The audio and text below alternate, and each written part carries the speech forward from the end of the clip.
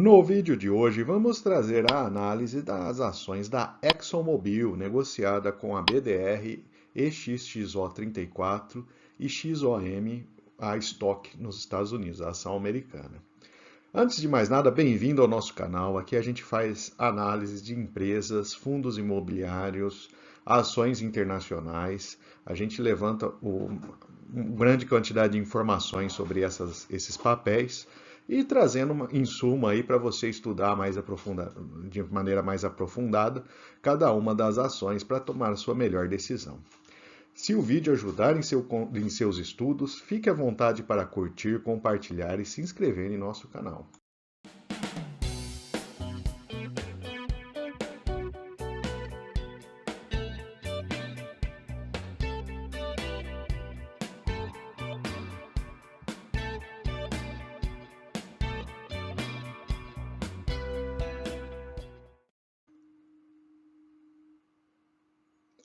Vamos começar falando do controle acionário da ExxonMobil. A gente tem um total de 9,7% das ações com a Vanguard, 6,9% com a BlackRock e 5,4% com a State Street. Como todas as corporações americanas, né, praticamente, né, as grandes empresas, ela tem o seu controle ali dividido entre essas grandes gestoras de fundos de investimento, ETFs, né? Então, é natural que seja assim, dessa forma, grande parte das empresas americanas está organizada. Em termos de região de atuação, a gente tem 36% da sua receita vindo dos Estados Unidos e 63% de fora dos Estados Unidos. Trazendo aqui alguns dados interessantes que a gente tem sobre a empresa, né? Começando a falar da área de upstream, que basicamente é a área de produção de petróleo, né? Então são os poços, plataformas, né? A gente tem um total de 2.495 barris de óleo por dia extraídos, 820 nos Estados Unidos, Canadá e o restante da América com 670 e um destaque também para a Ásia com 749. Então é uma produção bastante elevada. Em gás natural a gente tem uma produção de 8.016, né, de produção diária de gás. A gente tem a principal, a Ásia, com 3.597, seguido para os Estados Unidos, 2.300. E aí a gente tem a produção de óleo equivalente, que basicamente é uma conta em que você soma a produção de petróleo com a produção de gás e traz um fator aí de produção total em barris de equivalentes de óleo por dia. E a gente tem 3.800.000. Só para termos de comparação, né, puxando ali os últimos dados da Petrobras, a Petrobras ela produz 2.700.000. Aí você consegue ter uma noção do porte da empresa, o quanto que ela é maior que a Petrobras.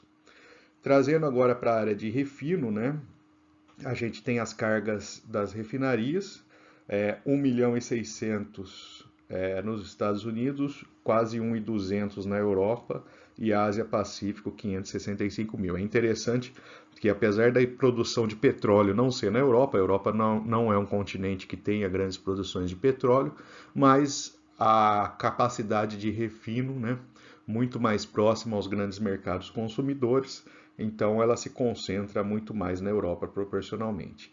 E a empresa tem a capacidade de quase 4 milhões de barris por dia.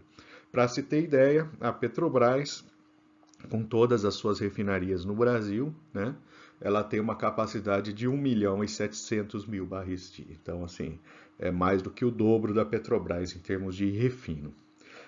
Ele também tem a parte de energia, em que os Estados Unidos responde por 2.400, o resto do mundo 2.800 de barris equivalente, né?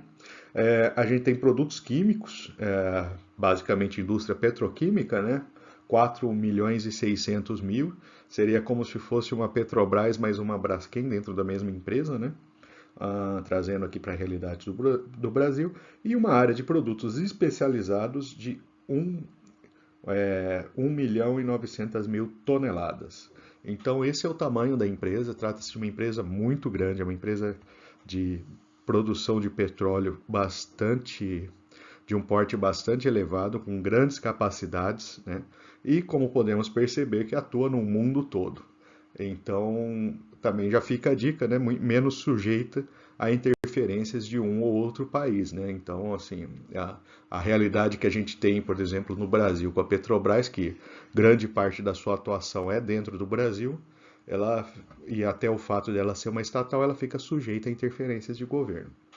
A Exxon, ela tem essa distribuição, mesmo que tenha algum problema localizado em um ou outro país, né? Por exemplo, Rússia, né? Com a questão lá da invasão da Ucrânia, né?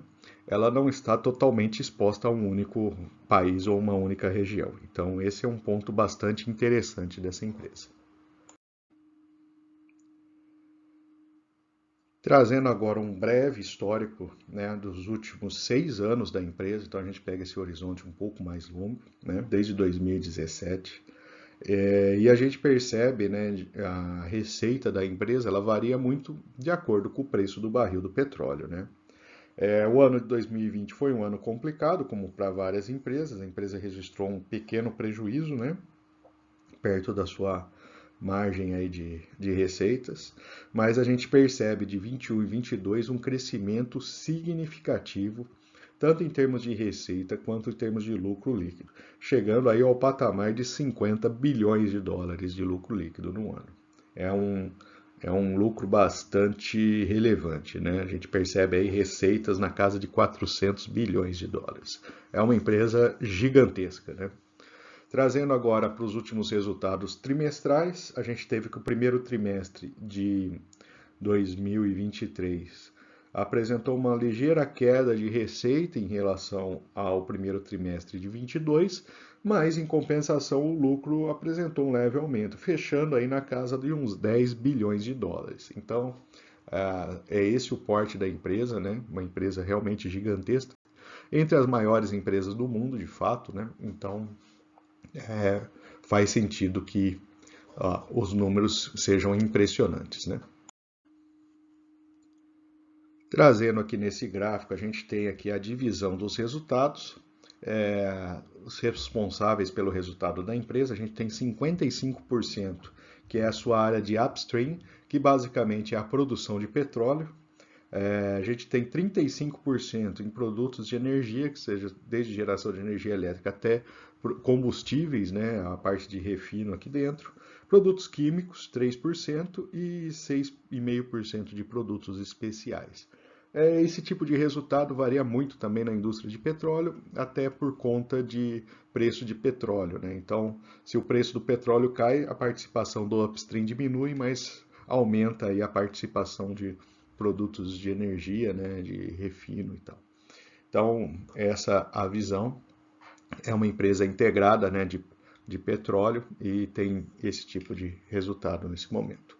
Agora, trazendo os dividendos, historicamente a gente observa ali dividendos crescentes, né, fechando aí a mais de 3 dólares por ação no ano de 2022, apesar de a gente ter uma oscilação grande de resultados, ele usa o lucro que ele acumulou lá atrás e mantém uma distribuição constante. Por exemplo, 2020 ele não teve lucro, ainda assim distribuiu dividendos baseado na expectativa que ele tem aí de lucro futuro. A gente percebe que 2022 foi um ano bastante positivo para a empresa, para ela fazer caixa e manter essa estratégia mais para frente.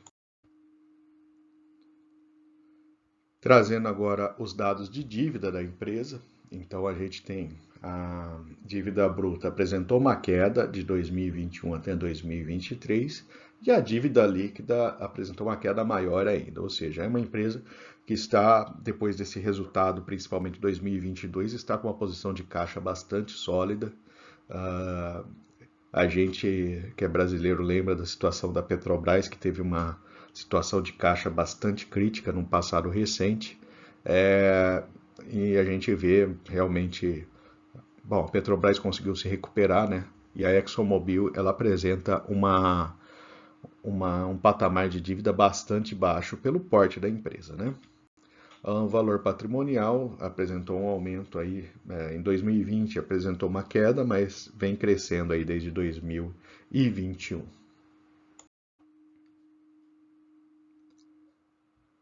Neste outro gráfico, a gente traz a posição de preço-lucro, né, a relação preço-lucro da empresa. A gente tem aí como evoluiu ao longo dos últimos anos, mas ficou uma relação grande parte do período abaixo de 10. Vamos trazer agora a comparação entre grandes empresas de petróleo. Então, trazendo aí a Exxon, a British Petroleum, a Chevron, a Shell, a Total francesa, né, e a Petrobras. Todas são empresas que têm ações na Bolsa Americana, né? Inclusive a Petrobras tem ação na Bolsa Brasileira, mais uma ADR nos Estados Unidos, a Total francesa, mas tem ação também na Bolsa Americana. Em termos de dividend yield, nesse momento, né? A gente tem a Exxon com 3,5%. É o segundo pior, né? Ela ganha somente da Shell aqui, né? E a Petrobras, que de fato teve uma realidade ano passado, principalmente, de pagamento de dividendos bastante robustos, né? Em termos de relação preço-lucro, a gente está com 6,8 para a Exxon. É uma relação baixa, né? Não ganha da Total, que está com 6,2, e a Petrobras 2,9. Lembrando que dentro do valor da Petrobras a gente tem, né, a consideração de ela ser uma estatal, né, então ela tem múltiplos bem mais descontados do que outras empresas similares. A relação preço por EBIT é a mesma situação, a Total tem um número menor que a Exxon, e a Petrobras ganhando aí de grande margem. A PSR, o da Exxon é o segundo pior, a relação preço-valor patrimonial é o mais alto do grupo. Então, em termos de indicadores de preço, é essa a realidade da Exxon. Trazendo agora a margem EBIT da Exxon, ela é empatada com a Chevron, é a segunda melhor, perdendo para a Petrobras, que teve realmente margens muito altas. E a margem líquida é a segunda melhor, que só perde para a Petrobras.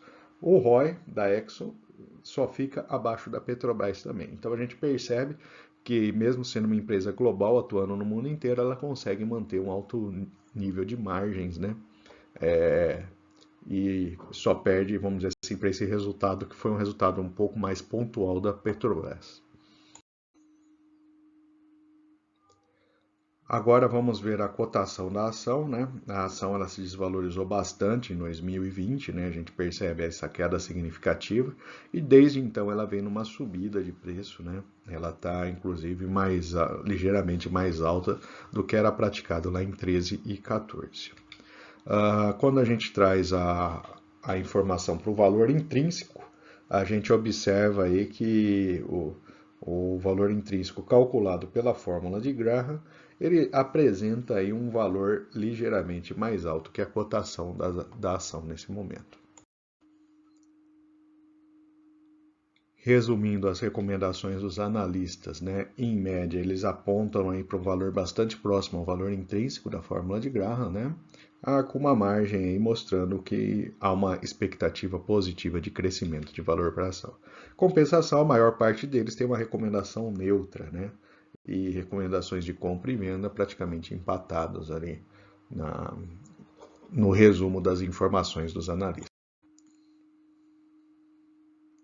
E vamos trazer agora algumas informações divulgadas na última apresentação de resultados da Exxon.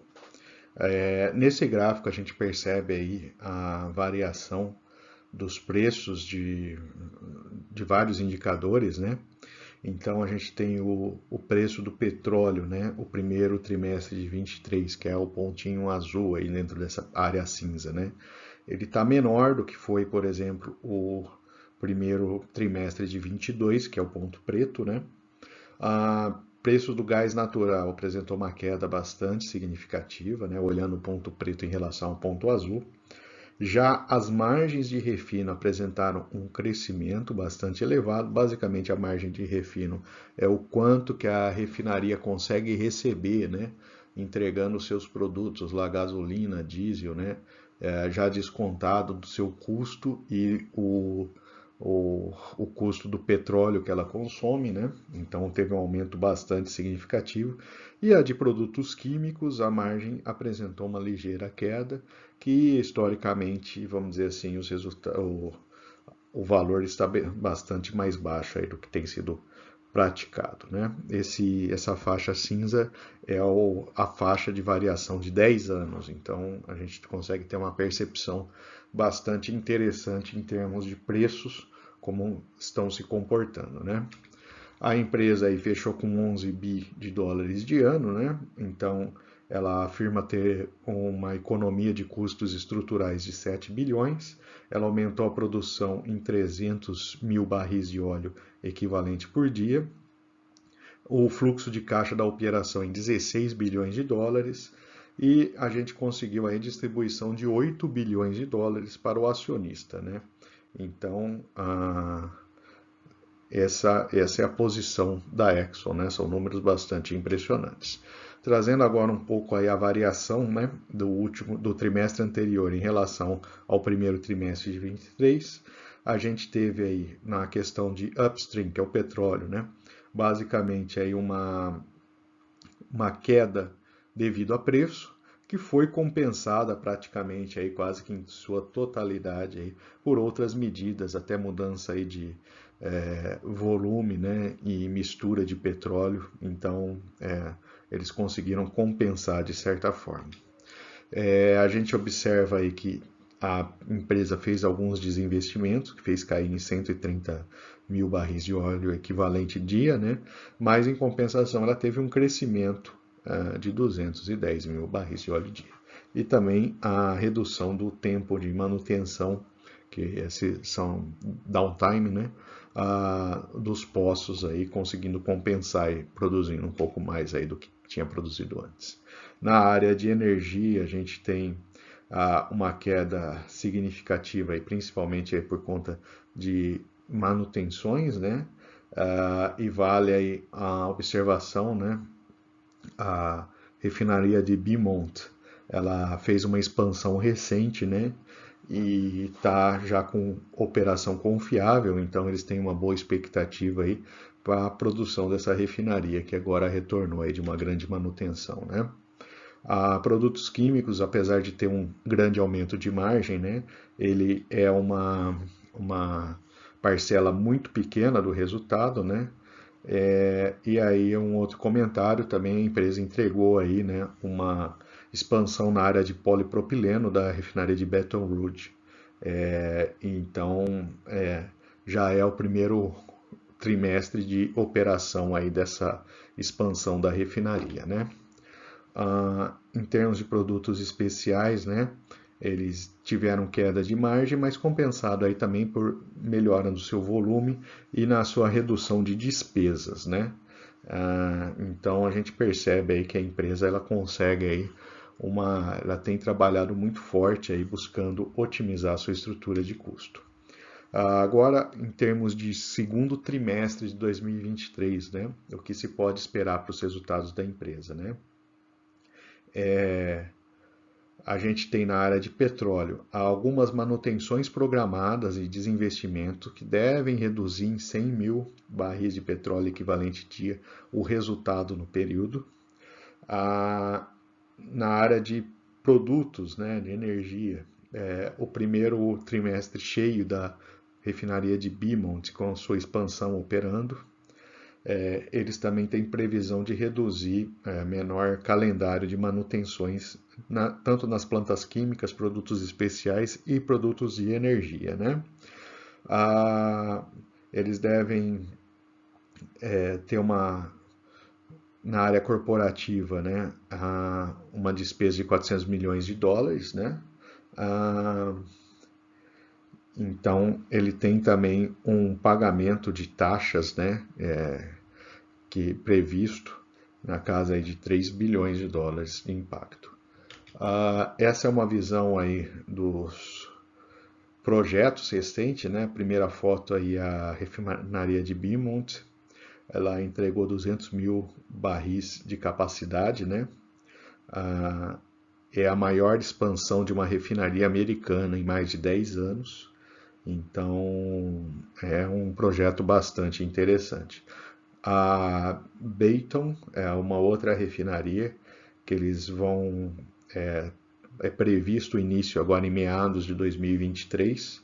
Eles vão entregar ali um aumento de capacidade de produção de 750 quilotoneladas, né, de produtos químicos.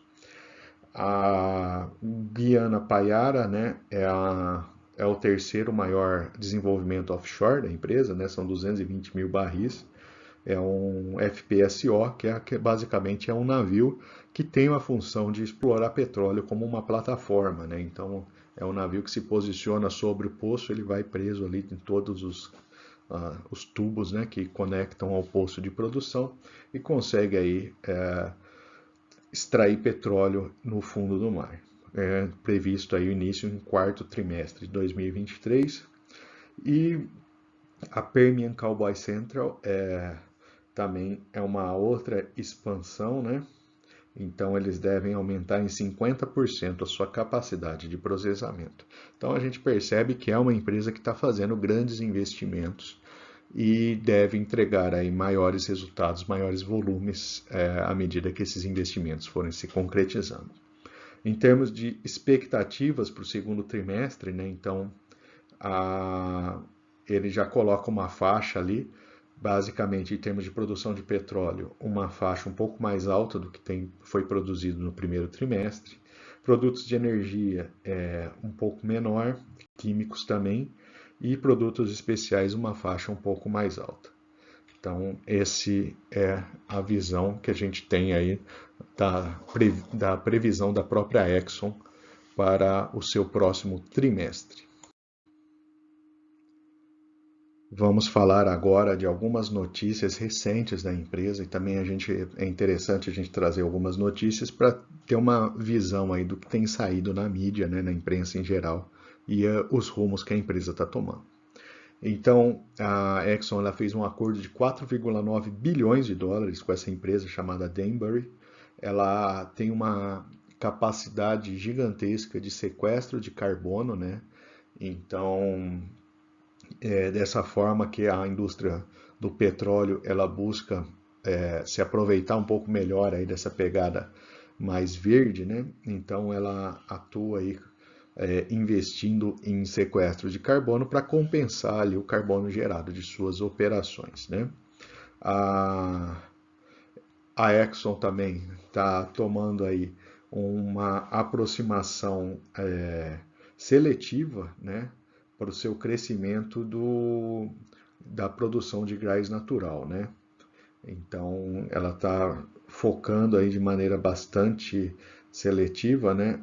E ela consegue produzir 24 milhões de toneladas de gás por ano, né? Então, é uma produção bastante grande.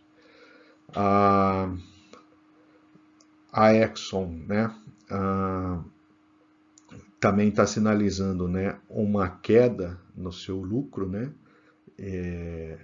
Puxado principalmente pelo menor preço de gás e pela menor margem de refino. Então, já tem essa sinalização da empresa. A empresa também está investindo em novas fronteiras de exploração de petróleo, né? Então, um consórcio liderado pela Exxon tem aprovação para furar mais 35 novos poços na Guiana, né? Então, esse consórcio tem a participação, inclusive, até de empresas chinesas, né? Mas a Exxon liderando aí o bloco de empresas, né? E uma notícia do Yahoo Finance mostrando aí que a ação ela tem lateralizado ultimamente, mas na visão deles, né, a empresa tem bons fundamentos, né? Então, será que o mercado está errado, né? Ela coloca esse questionamento. Outra notícia, já uma notícia não muito positiva, mostrando que a Exxon e a Chevron elas foram processadas, né, por mudanças globais aí provocando a onda de calor. São empresas que têm uma grande exposição, né, a essa questão ambiental, né, de fato, são as empresas de petróleo, se a gente vê ações de grupos tipo Greenpeace, né, Eles focam quase que exclusivamente em indústrias de petróleo, mas a empresa divulga, né? E todas as empresas fazem isso. Se você olhar, por exemplo, a própria Petrobras, né? Tem lá relatório de sustentabilidade, lá ela descreve um monte de ações, né? Que estão sendo tomadas, né? Nesse sentido. A Exxon também não é diferente, né? Ela tem esse tipo de informação ali disponível, mas é uma empresa e uma área que sempre está na mídia aí, seja pela importância, né, que tem para o mercado consumidor em geral, seja por essas questões climáticas que estão sempre em pauta também. Bom, agora que a gente deu uma visão geral da empresa, vamos trazer agora a BDR, né? Então a gente tem aí a variação da cotação da BDR e da Stock, né, que é a ação americana. A gente tem aí um crescimento na ação americana de 40% e na BDR 27% de crescimento somente por conta a gente tem embutido aí, né, a queda do dólar, né, no passado recente nosso aqui. Uma ação americana equivale a 8 BDRs, né? E em termos de volume, a gente tem quase 30 milhões de dólares diários na ação americana e, diferente de várias BDRs, né, a gente tem um bom nível de liquidez na BDR também. São negociados 3,3 milhões de reais. Portanto, né, se você tiver interesse em investir, né, se depois dos seus estudos, suas avaliações tiver interesse de investir, é uma BDR que tem um bom nível de liquidez e permite investir no Brasil em uma ação americana sem precisar abrir uma conta no exterior. E vamos agora trazer os principais pontos positivos e negativos que identificamos nas ações da Exxon. Do lado positivo, ele é um grande produtor e refinador de petróleo mundial, né? A gente viu a posição dele, viu tanto que ele é grande em relação à Petrobras, que se não a maior, né, mas uma das maiores empresas do Brasil. O crescimento das receitas e lucros também é bastante impressionante e ela conseguiu isso reduzindo também a sua dívida. Então, é uma empresa que está com um grau de alavancagem bastante baixo, então ela tem aí uma posição de caixa bastante forte para fazer os investimentos que precisa. É uma empresa que conseguiu também crescer o dividend yield, apesar das oscilações de resultado.